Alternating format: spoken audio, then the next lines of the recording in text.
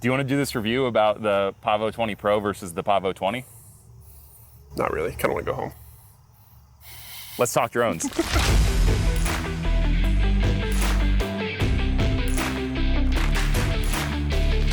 What's up? It's Chris, the Drone Geek, joined here today by Sam Karp of Sam Karp FPV. How's it going? And I'm bringing you in Yes. because before we get into all why I'm bringing him in, Let's Talk Drones is brought to you by The Droning Company. Check them out online at thedroningcompany.com across all major social media platforms. Subscribe to their YouTube channel. You'll see a lot of us on the YouTube channel. Can't get rid of us. Yeah, make sure you go check out their website, thedroningcompany.com. So this is the Pavo 20, which is now your Pavo 20. It has transferred ownership. I have transferred ownership of the Pavo 20 to Sam Karp. And the reason for that is because Beta FPV, our good friends over there, reached out to me recently and said, hey, we have a new Pro version.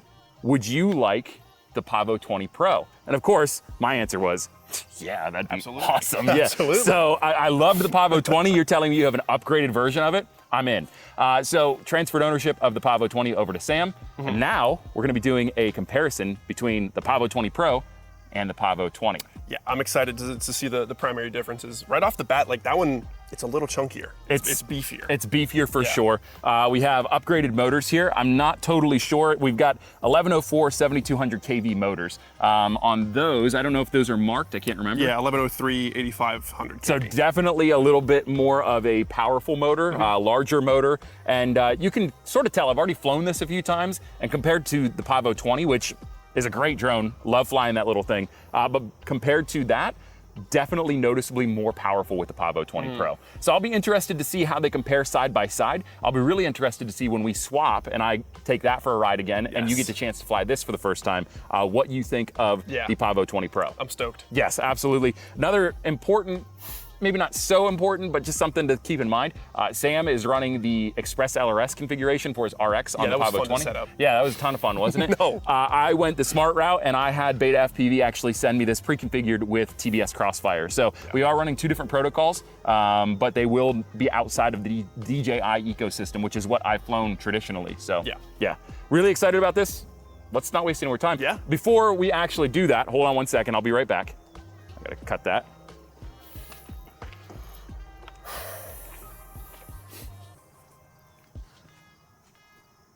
Oh, hey, I'm back. Beta FPV also sent me two of these Lava 55, I'm sorry.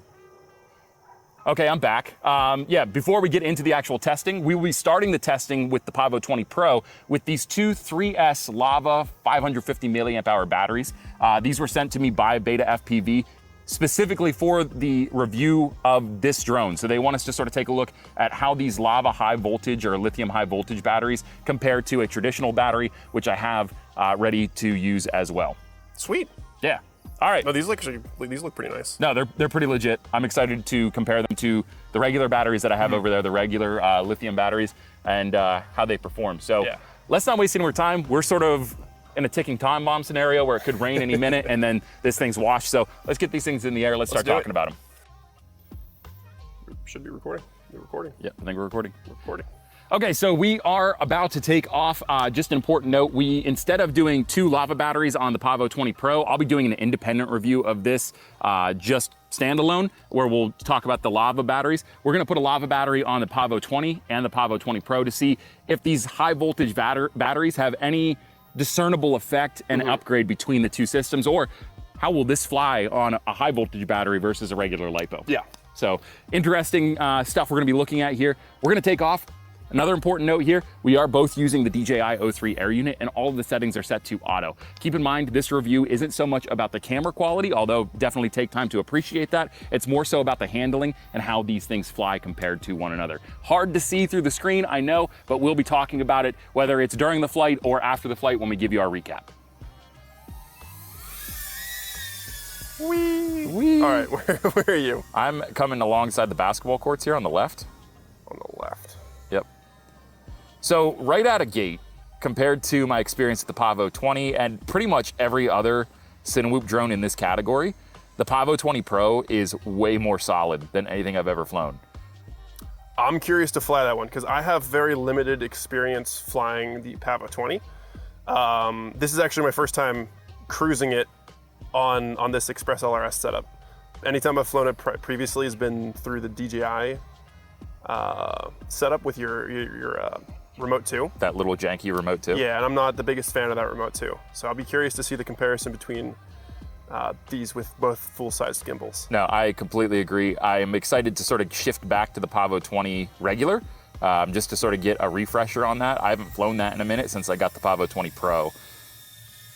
I'm over at the playground right now, sort of flying around.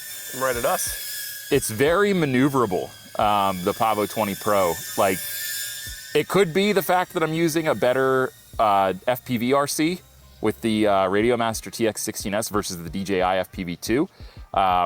But I think a lot of it has to do with those beefed up motors. Oh, hey, there you are. Oh, I just saw you pass over top. Let's not have a recreation of of the Pavo 20 versus the Cinolog 20. Yeah, I would appreciate it if we didn't do that as well. I almost crashed myself. Speaking of that, the previous quad that I had, the Cinolog 20, was a fantastic little sub 250 gram Cinewhoop, but it definitely flew nothing like the Pavo 20 here. No, it doesn't. a lot more nimble. Quite have the pickup. I just crashed. Oh, no. I'm good. I recovered. Where you at? I'm good. I recovered. Oh. I'm now okay. I tried to get fancy with it. I'm finding the more I fly, you just have to commit to gaps. Like, and I didn't commit there, and that was the problem. I was sort of babying it. All right, let's see if we can try that again. I keep getting that telemetry lost. Yeah, me too. I wonder, I'm not too familiar with Express LRS, so I don't know if I have all my settings set up properly, but we should go through your Crossfire settings. I agree. And set those up. Let's go under the pavilion. So typically with these 3S batteries, what voltage do you usually fly them down to? Usually I fly the 3S batteries down to like 10.9 or so, 10.8. Okay. I'm at 10.7. And I'm at 10.7. Yeah, and I've got a pretty rock solid, I haven't gotten a low battery yet. Okay. So far as like flight time goes, these seem pretty on par with each other. Yeah, I don't know that there's a big difference in the flight time. I guess the good data point that we'll be able to get is when we switch over to the regular batteries, the regular LiPos. Yeah. And see, how much different the performance is with those. I can't imagine it's going to be a world of different when you're talking about something this small. There's really not much variation between them, but. And you know what? Every time we fly these tiny drones, every time I fly them, I'm just like, man, I really love these things. So much fun. They're so much fun. There's like no pressure if you crash, like, oh well. Right. Like if you crash a 5-inch, it could be a little concerning. But what voltage did you say you usually land at? Usually at 10.8 or 10.7. Oh, okay, all right. I'm at 10.4. I'm just getting the low battery. Yep, I'm gonna land here. Yeah, same here. I started ripping around there towards the end. So. Okay, so flight time, almost identical. Almost identical. Hey, there he is. Although I'm still going at 10.3. There you go. Whenever I landed, my goggle feed said 10.4, so I probably could have kept pushing it. Yeah, a little bit. I'm actually going to land now because I'm starting to get a big drop in my voltage. Because what? I always forget. It's 3.2 is the lowest you want to go for your... Before you burn your cell out. Yeah, 3.2, and there's 3 of them. So realistically, you could go to 9.6 volts. Yeah. So we're a little bit I don't like to run my batteries all the way down, exactly. though. So yeah. I prefer to keep my batteries healthy. Yeah, that's a smart play. I'm gonna go unplug mine, and then we can talk about that first flight. All right, so first flight's out of the way. Like I said, it is difficult, I know, to discern flight experience through a screen. So we're gonna do our best to sort of articulate to you what we felt in that first flight. So go ahead and start with what we know, the Pavo 20. Talk a little bit about the performance. Honestly, phenomenal little quad. Hopefully, Pavo 20 Pro expands upon that even further. Sure. But this thing, so much fun. Most of my experience is flying this size quad comes from, like I said, the Cinolog 20, whereas that's pretty sluggish. This one is very, very nimble. Hitting gaps with it, super easy. Yeah, you can pick up a pretty good amount of speed with it. Fun little quad. It is a fun little quad. I don't have too much to say about it other than it's a fun little quad. I love this thing. It's a fun little quad. I'm excited to jump back in the steering wheel with that one. In terms of the Pavo 20 Pro, the step up, when we hold these up side by side, you can sort of see there is a slight size difference. I'll try to line it up. Not too terribly much, where you see the big size differences in the motors and the prop configuration, but it's just enough to be noticeable, and I think you're gonna notice it when you fly this. Especially even whenever you just pick it up. Like you can, it doesn't look like a lot, but in the hands you can feel it and you can tell, like this one, is beefier. Significantly beefier in, Yeah. in the weight and It probably size. would, like, take in a crash, that I would put money on that surviving a lot better than this. I would say so. You know, in terms of the flight experience with this, now I did have a near crash incident over in the playground equipment, and then the rest of my flight was sort of dictated by that because my camera sort of got pushed up. So you notice I was ripping a little harder towards the end of that flight. It's because my camera angle was all wonky from what I set it. However, up to that point, what I really felt with this drone was a new level of control. Now, some of my inexperiences and where I slip up in those flights has to do with transitioning over to the TX16S from the DJI FPV controller. Vastly different experience. Yeah, those gimbals are going to be a lot different. Much Yeah. different. So it's me sort of getting used to that controller as opposed to the FPV controller from DJI. That's not really the topic for this video. When I am flying this and I feel like I'm in firm control and I don't have a crash, noticeably more stable. Not only that, more power as well. I noticed the pickup on this was much higher or much quicker than even the Pavo 20, which is really great for its class and its size. This thing is just, it's like driving a sports car versus a muscle car. Like you're talking about like a Porsche versus like, I don't know.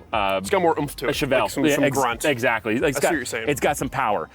So this drone, really pleased with the first official flight in a comparison review. Excited to see how this does as we work into the LiPo batteries and as Sam gets a chance to fly it a little bit. We are also in this video going to compare the acro ability, and that's a new word that I made up, the acro ability between these two drones. If we remember correctly, the Pavo 20 does pretty well for its size in terms of flying acro.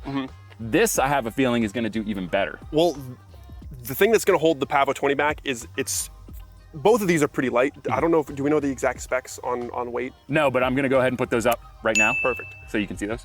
They're both pretty light quads. They're going to get in their own prop wash a lot. Yeah. The fact that the Pavo 20 has smaller motors, it's not going to be able to recover from that prop wash as well. This one having beefier motors, beefier props, it's going to do a little bit better. It's not going to be phenomenal like a 5-inch or anything, No.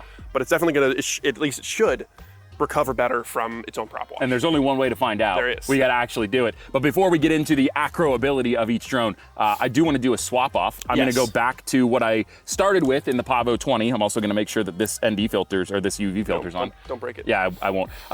Any more than I already have.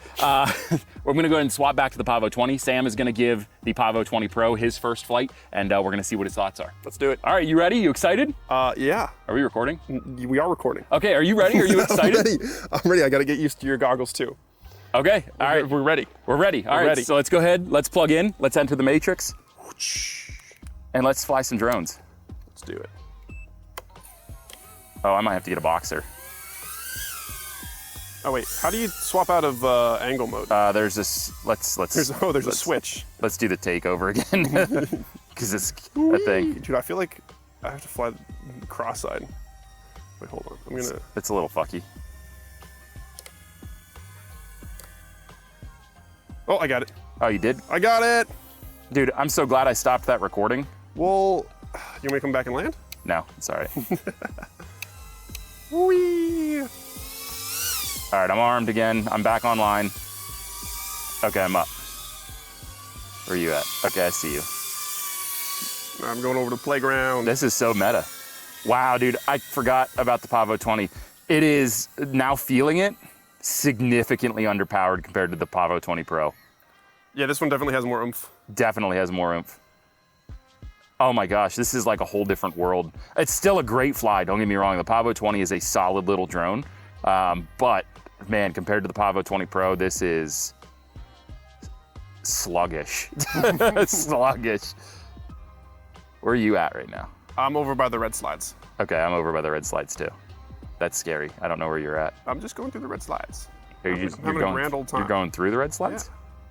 Oh, I saw you. I just passed over top of you. Let's not have a repeat. Of course, I don't know. Maybe I'd be a little impressed that we were able to do it again. So the flight time is going to be a little skewed for me because I had to land and try to tend to him and his needs. But we can just merge the flight times between the two, I suppose. I'm at 10.9 volts right now, so this is definitely chewing up battery Yeah. a little more than the other one was. I don't know. I'm at like, I just got to 10.9. Okay. Well, it's hard for me to gauge just because, I had to stop what I was doing. That was a shot at you, by the way. Wow. Wow, dude. Here I thought we were friends, Chris. We are.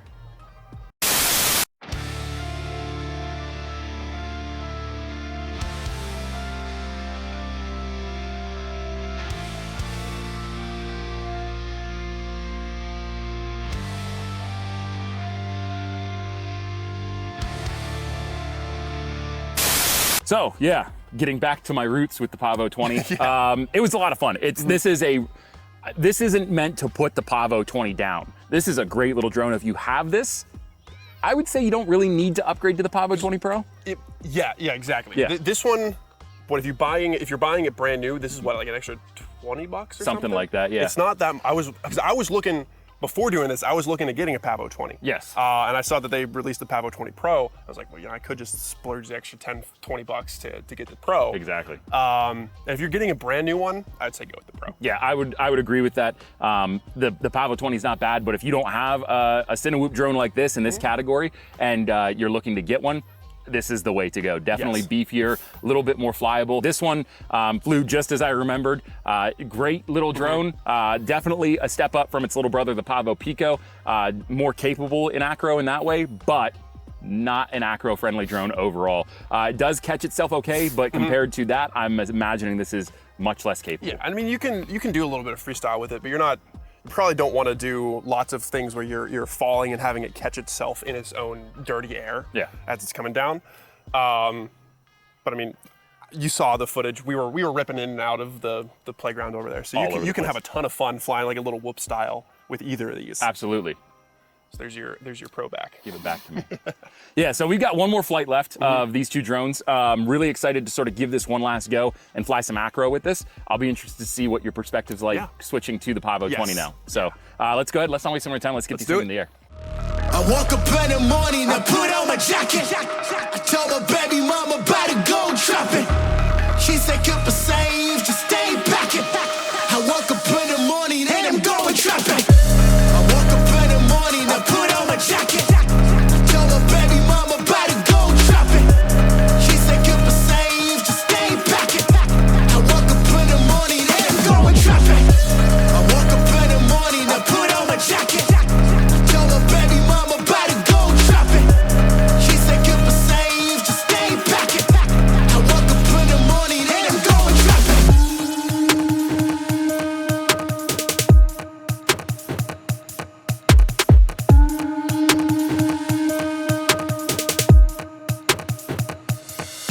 Yeah, to me on the block, boy, I don't talk a lot. Don't talk a lot. The parking lot, I do shit with girls in the parking lot. The parking lot. You the type to go and call the cops. Call the cops. Say that you the type to go and call the cops. Yeah. I woke up in the I'm gonna unplug this so I don't completely ruin this battery. Yeah, no, easily. I got a minute at least of flight time more than you. Yeah. And I wasn't doing a bunch of acro stuff, but definitely kicking it out a little bit more. And I did a lot of like power loops and some stuff like that. So certainly pushing this thing to its limits. Yeah, I mean, after flying that and then flying this, night and day difference. That thing, I don't even. It's got like at least 30% more oomph behind it. Oh, easily. Like it's noticeable. I would say if you are looking, excuse me. Damn. I'm just so excited I'm getting gassy. I would say if you are truly looking for an all-around fly it however you want type of whoop, whether you are gonna use it professionally or you're just sort of getting used to FPV, you wanna start on a smaller platform, a Pavo 20 Pro, man, I have zero complaints about this. That thing's sick. Yeah, and off the top of my head, can't remember the price of this exactly. I'm gonna go ahead and put it above me again here. You can buy this at betafpv.com right now, as well as probably a few other sites. Thing to keep in mind with Beta FPV is right now, you can't purchase any of these drones with the O3 already pre-installed. You actually have to provide your own VTX or your own camera system. So if you are going to purchase this, keep in mind, you're gonna see that price tag, which is really attractive, like whatever it was up there. It's gonna be somewhere in the hundreds of dollars rather than like $200, $300. Add another $180 for the O3 Air unit. And the O3 Air unit, correct me if I'm wrong, I think it's on sale for about $175 right now. Yes, yeah, and typically these would be about $230, but yeah, they're right now, as of the recording of this video, they're on sale. I just purchased one for $175. Yeah, so if you did want to get like a setup like this, now would be the chance to grab it, just because the O3 is going to be the most expensive part of it. 100%. And it's at a significant discount. And what I would say too, and the reason I'd advocate for the O3 Air unit is not just because it makes the drone more versatile in terms of you could actually use this professionally on some projects, but also if you are a true beginner and you're not looking to get into configuring controllers and you can literally just control the drone through the Air unit. And I actually have a how-to video for Beta FPV drones specifically on how you can sync that up so you can fly with your DJI The fact FPV that controllers. the O3 is kind of an all-in-one, it's a video transmitter and an RX, like a control transmitter. Yeah. I don't know why I just blanked on. I don't know why either. I just had a brain fart. Had a long Anyway, day. the fact that you can control it and get video from the O3 is honestly invaluable. It's so nice. It really is. I would recommend the O3 Air unit if you're going to go this way. It will also future-proof you. If you are a beginner, you're just getting used to things, it's going to make it easier to get integrated if you do already have like the DJI FPV controller 2 and the Goggles 2 or the Goggles V2. Coming from an Avata or something. Or yeah, if you're coming from Nevada, it's perfect that way. But also, as you get better and better at it, even if you do transition over to something a little bit more traditional, you have a camera system on board that you're not going to be able to use in every single professional shoot. No, But something like that for social media, for Absolutely. websites, for anything that's on a smaller screen, this is going to do the job for sure. yeah, you're not going to film high-end movies with it. No, definitely not. But little projects here and there. Absolutely. 100%. So overall, who do you give the nod to? Pavo 20 Pro. Pavo 20, 100%. I think we both agree They're on both that. great quads, but the Pavo 20 the Pavo 20 Pro just slightly edges it out in pretty much every category. Yeah, it's across the boards. This is better, but it's not.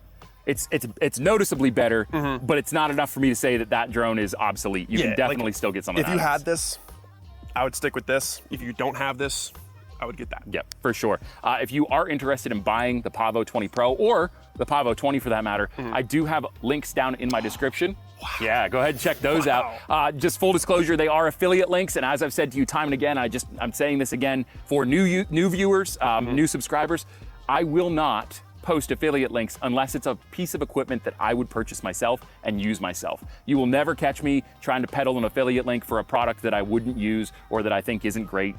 These products are great, and if you are interested in purchasing it, you can help me out a little bit by using those affiliate links down below. But again, I wouldn't peddle anything to you that I wouldn't use myself. So keep that in mind. Keep them honest. Yeah, you got it. You have to. So yeah, if you want to purchase the Pavo 20 Pro or the Pavo 20, links down in the description of this video. If you love drone content, this is the channel for you, my friend. Make sure you hit the thumbs up icon down below. Helps me out a lot. Helps get the video out into the algorithm to more viewers like yourself. And if you haven't already, make sure you hit that subscribe button. If you hit the bell icon, you'll also get a notification every time I post a new video. Until next time, I'm Chris the Drone Geek. This is Sam Karp of Sam Karp FPV. We're out of here. See ya. Yo, what you say? Steady screaming, YOLO rock.